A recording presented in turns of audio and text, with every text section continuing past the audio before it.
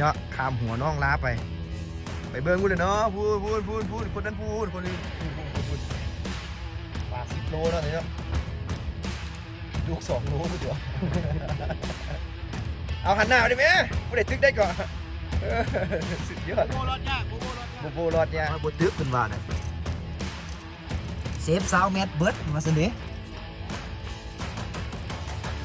ปูล้างอย่างเดียว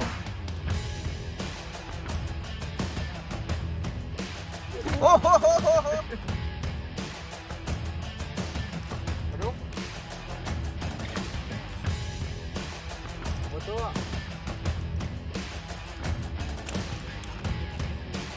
เอาวะ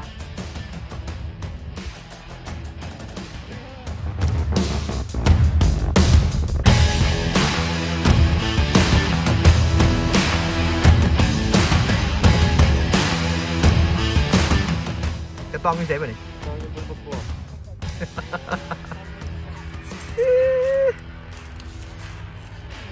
เอาได้นี่อีเดียวขึ้นบอสนี่เนี่ยตัวนี้1 นาทีผ่านไปเนาะ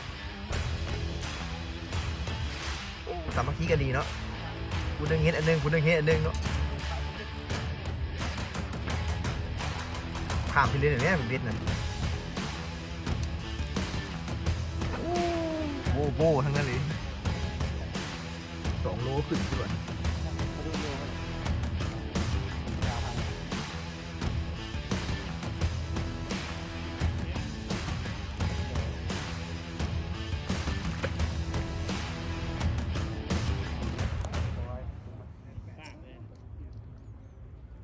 โบแล้วโบอะไรสิเรียกปลาดุกแกมือเบ็ด เบิร์ดแอคชั่นเนาะคำสาบานโอ้ไปสาบานอย่างไรเนาะ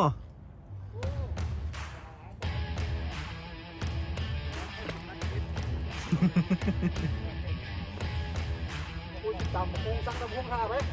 ซักตำพุงข้าโอ้ได้ปากก็ไม่ได้ปากก่อนมันขึ้นกระซังก่อนมันขึ้นเลยนะทันไปทำให้แข็งแล้ว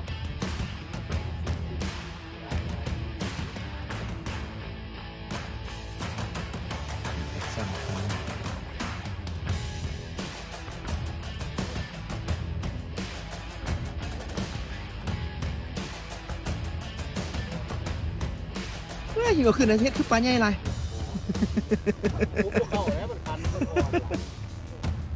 ยังให้คนนี้เบิ้งเบิดนองนี่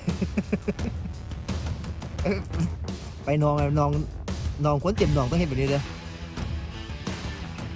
ไปแล้ววะ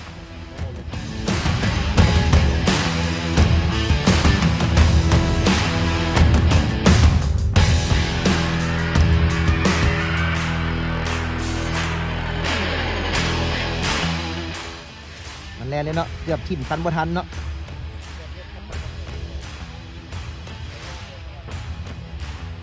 เห็นไหมเห็นเบิร์ดก้อนพุ่นนะไปดึงเข้านะ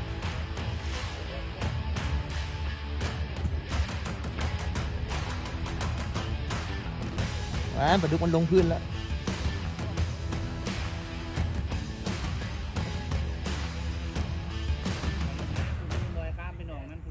ป้อมร้อยข้ามเลยหุ่นไปเ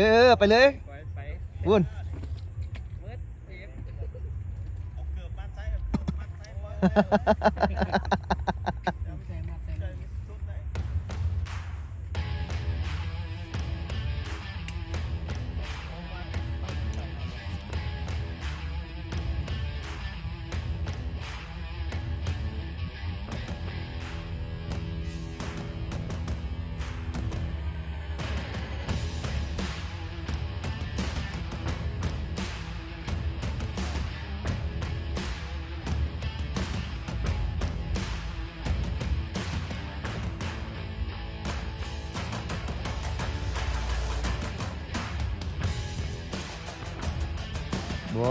บ่ขึ้น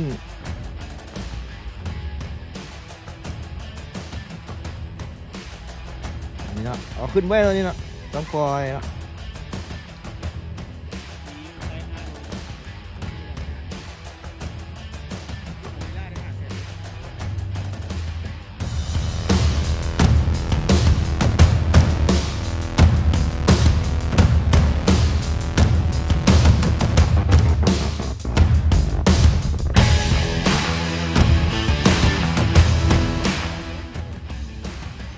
เกือบรุดแล้วเกือบรุดแล้ว